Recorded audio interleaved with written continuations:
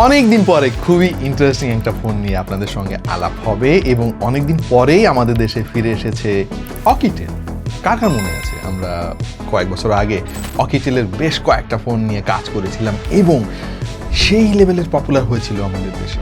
যারা আমাদের চ্যানেলের পুরাতন দর্শক তারা হয়তো মনে করতে পারবেন আমরা একটা ফোন নিয়ে তো পুরা ফুটবল খেলেছিলাম এবং সেই ফোনটা ছিল রাগেট ফোন, সেই লেভেলের পপুলার ছিল। এখনও অনেক মানুষ কিন্তু অকিটেলের ফোনগুলো খোঁজে এবং শুরুর দিকে তারা মাত্র 10,000 11,000 টাকা full HD display 5 hole cut out সহ সেই সময় খুবই লিউক্রেটিভ কিছু ফোন বাংলাদেশে এনেছিল এবং বেশ পপুলারিটি অর্জন করেছিল, আবার হঠাৎ করে পাওয়া যাচ্ছিল না ফোনগুলো। সো অবশেষে অকিটেল আবার ফিরে এসেছে আমাদের দেশে এবং এবার খুবই ইন্টারেস্টিং একটা মডেল দিয়ে তারা আমাদের দেশে যাত্রা শুরু করেছে এবং সেটা হচ্ছে এই যে আমার হাতে দেখতে পাচ্ছেন এবং নিশ্চয়ই আপনারা ধরে নিয়েছেন যে এইটা কোন ফোনের ডিজাইন থেকে অনুপ্রাণিত। Presenting Oukitel C62। এই ফোনটার ডিজাইন স্যামসাং গ্যালাক্সি S25 বা 6 এর মতো হুবহু আপনি বলতে পারবেন না, কারণ পাশে কিন্তু তারা একটা এডিশনাল ডিসপ্লে ইউজ করেছে এবং এই ডিসপ্লেটা কিন্তু মাল্টিপারপাসে ইউজ করা যাবে। যেমন আপনি সময় দেখতে পারবেন, ব্যাটারি স্ট্যাটাস দেখতে পারবেন, ফোনের নোটিফিকেশন চেক করতে পারবেন এবং পেছনের ক্যামেরা দিয়ে আপনি সেলফিও তুলতে পারবেন এবং আরও অনেক অনেক কাজ আপনি এই ডিসপ্লে দিয়ে করতে পারবেন। মিউজিক কন্ট্রোল তো অবশ্যই। সো অকিটেলের ফোন ফাইনালি আমাদের দেশে অফিসিয়ালি আবার চলে এসেছে। আমরা ডেফিনেটলি অনেক ভালো কিছু পেতে চলেছি। প্রথমেই তারা আমাদের কাছে এই C62 ফোনটা পাঠিয়েছে। দেখা যাক কি আছে এই ফোনে এবং কারা কিনবেন, দাম কত, আমার কাছে কেমন লাগলো, কোন কোন জিনিস একটু খারাপ লেগেছে ইত্যাদি ইত্যাদি। আমার মনে হয় না এই ফোনের ডিজাইন নিয়ে তেমন কিছু বলার আছে, কারণ অলরেডি আপনারা বুঝে গিয়েছেন এটা স্যামসাং গ্যালাক্সি S25 বা S26 আলট্রার সঙ্গে হুবহু মিল রয়েছে। বিশেষ করে এই পেছনের এডিশনাল ডিসপ্লেটা কিন্তু এই ফোনটাকে ইউনিক একটা লুক দিয়েছে। সো এইটা কারো কারো কাছে ভালো লাগতে পারে, আবার কারোর কাছে খারাপ লাগতে পারে, কিন্তু ফোনের সাইজটা অনেক বড়। এইটা ছোটখাটো একটা ট্যাবের সমান, মানে 6.88 ইঞ্চি, চিন্তা করে দেখেন। সো ডেফিনেটলি মাল্টিমিডিয়া কনজামশন করে আরাম পাবেন এই ফোন দিয়ে। একেবারেই বক্স শেপের স্যামসাং গ্যালাক্সি S25 আলট্রার মতো সোজা করে আপনি যদি টেবিলে রাখেন এভাবে দাঁড়িয়ে থাকবে, পড়ে যাবে না।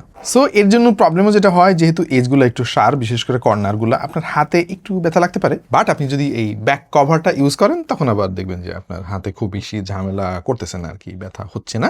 সো এটা লাগালে তো ফোনের সাইজটা আরও একটু বড় হয়ে যায়। এনিওয়ে, যারা ফোনটাকে একটু সুরক্ষিত রাখতে চান তারা অবশ্যই ব্যাক কভারটা ইউজ করবেন। যেহেতু বড় সড়ো ফোন, একটু বাল্কি আপনার কাছে লাগতে পারে। এইটা এন্ট্রি লেভেলের একটা ফোন, সুতরাং অনেক বেশি কিছু কিন্তু আমরা আসলে আশা করিনি। এখন এই ফোনের সমালোচনা করার জায়গা যদি থাকে তাহলে অবশ্যই এর সামনের দিকে, কারণ দেখতেই পাচ্ছেন যে বেশ মোটা সোটা বেজেল, বিশেষ করে নিচের দিকে একটু বেশি বদখত লাগে দেখতে। আবার তারা এই মুহূর্তে দিয়েছে ডিউ ড্রপ নচ। এইটা আসলে এই 2026 সালে এসে একদম বেমানান। পাশাপাশি আর একটা অবজারভেশন আমার আছে, সেটা হলো ডিজাইনের সঙ্গে কিন্তু ডিসপ্লের এজগুলার মিল নাই। বডির এজ হচ্ছে কর্নার, আবার ডিসপ্লের এজ হচ্ছে রাউন্ড। এটা বেশ বেখাপ্পা আমার কাছে মনে হচ্ছে। এই একটা জিনিস যদি আপনি একটু ইগনোর করতে পারেন তাহলে আমার মনে হয় যে এটা বাকি সব ঠিকঠাকই আছে। ডিসপ্লের কোয়ালিটি এবং অন্যান্য সব কিছু মিলিয়ে বাজেট বিবেচনায় perfect. Talking about display quality, 6.88 ইঞ্চির IPS প্যানেল এতে আছে, রেজলিউশন HD+, আর এর সঙ্গে 120 হার্জের রিফ্রেশ রেট আছে। ব্রাইটনেসের সামান্য একটু ঘাটতি আমি খেয়াল করেছি,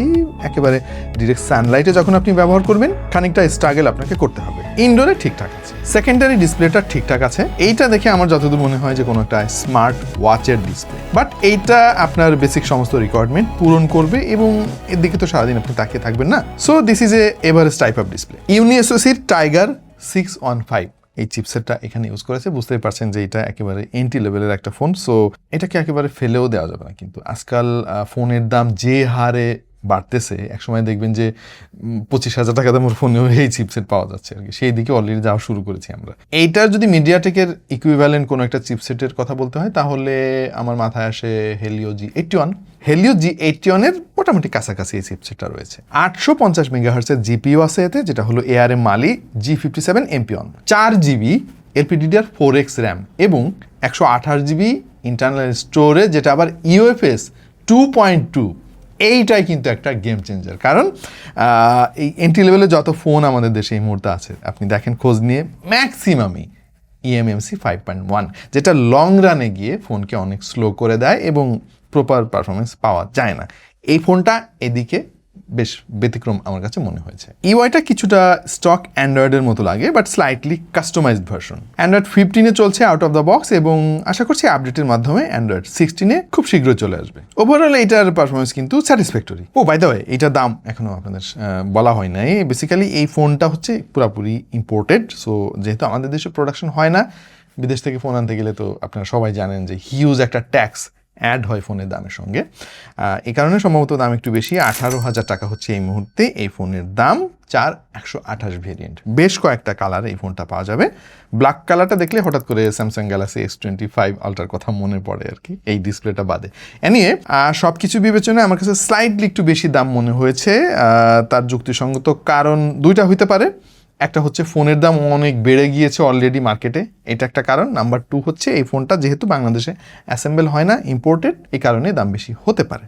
এখন আমাদের খুঁজে দেখতে হবে যে এই দামে এই ফোনটা কেনা কতটুকু যুক্তিসঙ্গত, সেই আলাপই আমরা করতেছি। এবং অবশ্যই এই আলাপটা করতে গেলে ফোনের পারফরমেন্সের দিকেও একটু নজর দিতে হবে আমাদের। এন্ট্রি লেভেলের ফোন হলেও এইটা কিন্তু যথেষ্ট স্যাটিসফ্যাক্টরি আমার কাছে মনে হয়েছে পারফরমেন্স। মাঝে মাঝে একটু গ্লিজ বা স্ট্যাটার আমরা দেখেছি, যদি অনেক বেশি অ্যাপ ব্যাকগ্রাউন্ডে অ্যাক্টিভ থাকে অথবা অনেক সময় ধরে ধরেন আপনি ভিডিও করতেছেন, প্রচুর ছবি তুলছেন, তখন দেখবেন যে মাইক্রো স্ট্যাটার শুরু হয়ে গিয়েছে। র্যামের স্বল্পতার কারণে মাল্টিটাস্কিংয়ে খুব বেশি আরাম আপনি পাবেন না। বেসিক ইউসেজের জন্য ঠিক আছে, যেহেতু বড় ডিসপ্লে, এইটা মাল্টিমিডিয়া কনজাম্পশন করে আপনি আরাম পাবেন। টুকটাক কিছু গেম আমরা ট্রাই করেছি, যেমন ফ্রি ফায়ার, 2D টাইপের গেমগুলো আমাদের কাছে ওয়ার্কেবল মনে হয়েছে, তবে খুব বেশি এর কাছ থেকে আশা করা ঠিক হবে না। ফোনের ডিজাইনটা দেখে আসলে মনে হয় যে আহারে, এই ফোনটা যদি আরেকটু পাওয়ারফুল হতো তাহলে ধরেন পাবজি, কল অফ ডিউটির মতো গেম দুর্দান্ত এক্সপিরিয়েন্স পাওয়া যেত। বাট আমার মনে হয় না যে ওই সমস্ত গেম আপনাকে স্যাটিসফাই করতে পারবে এই ফোন, এবং করার কথাও না, যেহেতু একেবারে এন্ট্রি লেভেলের একটা ফোন।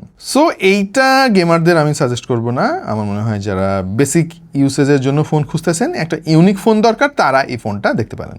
ব্যাটারির জায়গায় আমার মনে হয় আর একটু ইমপ্রুভমেন্টের সুযোগ ছিল, কারণ বেশ বড় সড়ো একটা ফোন এবং খুব বেশি পাতলাও না।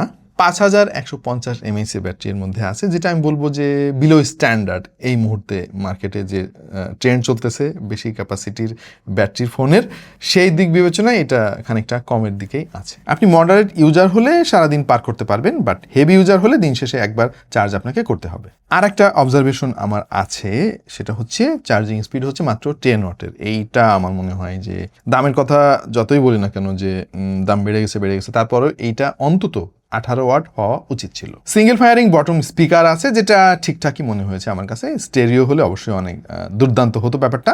আর ক্যামেরা সেটআপ একেবারে স্ট্রেট ফরওয়ার্ড, পেছনে 13 মেগাপিক্সেল, সামনে 5 মেগাপিক্সেলের সেলফি শুটার। ছবিগুলোতে ডিটেইল পাবেন, স্পেশালি যদি আলোর মধ্যে আপনি ছবি তোলেন। তবে একটা জিনিস খেয়াল করেছি যে একটু ওভার স্যাচুরেটেড হয়ে যাওয়ার প্রবণতা আছে। ডাইনামিক রেঞ্জ ডিসেন্ট, অনেক ভালো বলার সুযোগ নেই, তবে এক্সপোজার কন্ট্রোলটা আবার বেশ ভালো মনে হয়েছে আমার কাছে যতগুলো ছবি আমরা তুলেছি। আর পোর্ট্রেট ফটোগ্রাফিতে সাবজেক্ট দেখলাম যে ভালোই সেপারেট করতে পারে। সব মিলিয়ে এই ক্যামেরার ছবি আপনাকে মিক্সড একটা ফিলিং দেবে, তবে অনেক বেশি কিছু আশা না করাই ভালো। সো খুব বেশি কথা বাড়িয়ে লাভ নাই। এই ফোনটা বেসিক্যালি যারা একটু ইউনিক ডিজাইনের ফোন খুঁজতেছেন, যে একটা আলাদা ভাব আসবে আপনার হাতে এবং বন্ধু বান্ধবদের মধ্যে এক ধরনের বৈচিত্র্যপূর্ণ ফোন আপনি দেখাইতে পারবেন, যে আর সেই তো পেছনের ডিসপ্লে আবার এত কম দামে, তাদের জন্য মূলত এই ফোনটা। হ্যাঁ, এইটা একটা এন্ট্রি লেভেলের ফোন, জাস্ট বডিটা একটু এমনভাবে করেছে তারা যেন প্রিমিয়াম লাগে আর কি। ভেতরে অনেক পাওয়ারফুল না, এবং 18,000 টাকায় এই মুহূর্তে কিন্তু মার্কেটের স্ট্যান্ডার্ড হয়ে যাচ্ছে এই ধরনের মানে স্পেকের ফোন। সামনে হয়তো এই টাইপের ফোনই আরো বেশি টাকা আমাদেরকে কিনতে হতে পারে। বেশ কিছু কনস আছে, যেটা নিয়ে অলরেডি একটা আইডিয়া আপনারা পেয়ে গিয়েছেন। তারপরেও একটু সামারি দিয়ে আপনাদেরকে বিউড অফ নস, যেটা আসলে অ্যাকসেপ্টেবল না। নিচের দিকের বেজেলও কিন্তু অনেক বেশি। মাত্র 10 ওয়াটের চার্জার, ব্যাটারি 5150 mAh, এটা মিনিমাম 6000 হওয়া উচিত ছিল। 4GB র্যামটা একটু কম মনে হয় আমার কাছে, কারণ ফোনের দাম যেহেতু 18,000 টাকা, অন্তত 6GB র্যাম থাকা উচিত ছিল। বাট বেশ কিছু পজিটিভ ব্যাপারও আছে এই ফোনের, যেহেতু বেশ বড় সড়ো একটা ফোন, আর স্যামসাং গ্যালাক্সি S25 আলট্রা ডিজাইনের সঙ্গে মিল আছে। সো সেই লেভেলের একটা ভাব নেওয়া যাবে আর কি এই ফোনে। আশা করছি এই ফোন সম্পর্কে মোটামুটি সব ধরনের তথ্য আপনাদেরকে দিতে পেরেছি। এখন আমি কি এই ফোনটা রিকমেন্ড করব? অবশ্যই রিকমেন্ড করবো। যারা একটু ইউনিক ফোন খোঁজেন এবং সেকেন্ডারি ফোন হিসেবে একটা ফোন খুঁজতেছেন, অথবা ধরেন আপনার বাসায় বাবা মার জন্য একটা ফোন কিনবেন, বা আপনি ফিচার ফোন চালাইতেন, একটা অ্যান্ড্রয়েড ফোন দিয়ে শুরু করতে চাচ্ছেন আপনার স্মার্টফোনের যাত্রাটা, তারা এই ফোনটা ট্রাই করে দেখতে পারেন। রিকমেন্ড করার মতোই একটা ফোন। আর যেহেতু অফিসিয়াল ফোন এই কারণে দাম একটু বেশি। বাকি ডিসিশন মেকার তো আপনি, সো আপনি যে সিদ্ধান্ত নেবেন সেটাই চূড়ান্ত। এই ফোনটা কোথেকে কিনবেন? এই মুহূর্তে মোটামুটি সব জায়গায় এই ফোনটা পাওয়া যাচ্ছে, বাট আপনি চাইলে গিয়ার পিকার থেকেও এই ফোনটা কিনতে পারেন। এই মুহূর্তে যে কিউআর কোডটা দেখতে পাচ্ছেন সেটা স্ক্যান করলেই সরাসরি এই ফোনটা অর্ডার করতে পারবেন, অথবা চাইলে ভিজিট করতে পারেন gearpicker.com.pd। আমি ভিডিও ডিসক্রিপশনে তাদের সম্পর্কে ডিটেল দিয়ে দিচ্ছি। আপাতত এই পর্যন্তই, দেখা হয়ে যাবে অন্য কোনো ভিডিওতে ভিন্ন কোনো বিষয় নিয়ে। সেই পর্যন্ত সবাই ভালো থাকুন, সুস্থ থাকুন আর দেখতে থাকুন টেক টু দ্য পয়েন্ট।